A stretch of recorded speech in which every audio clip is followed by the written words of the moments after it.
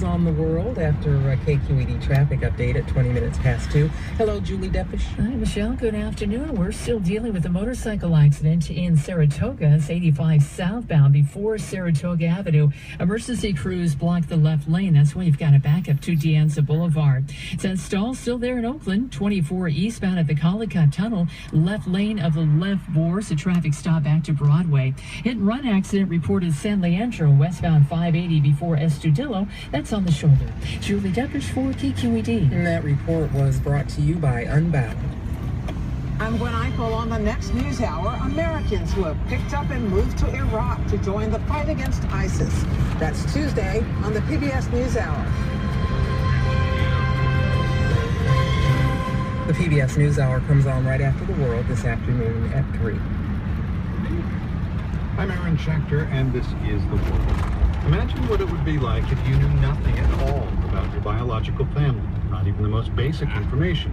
That's true of a lot of people who were adopted, especially those adopted from Korea.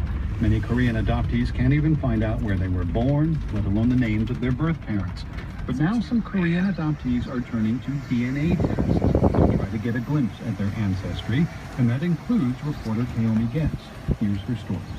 I'm a Korean-American adoptee. All my life, I've known very little about my origins. Even my actual birth date is a mystery. So when I heard about a way to do a DNA test on my ancestry, I jumped at it. It's loading results. Oh, it looks like I have a second or third cousin. Wow, that's pretty close. It's the first time I've learned the name of a biological relative. The results are from a genetic testing company called 23andMe. From just a saliva sample, I was matched with about 200 genetic relatives in 23andMe's database. I'll admit it, even a third cousin was exciting. Everybody on the planet has a right to know who their relatives are. That's Thomas Park Clement, an Indiana scientist and inventor. He was part of the first wave of Korean adoptees to come to the U.S. in the 50s.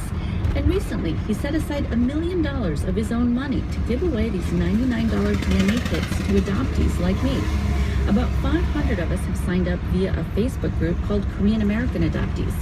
For us, any information about our backgrounds is a novelty.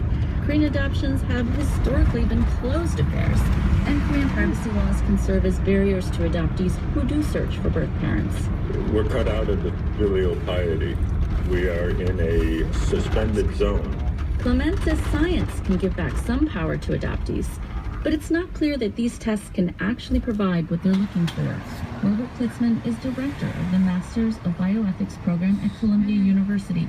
He points out that your DNA contains about 3 billion letters, and right now, consumer genetic companies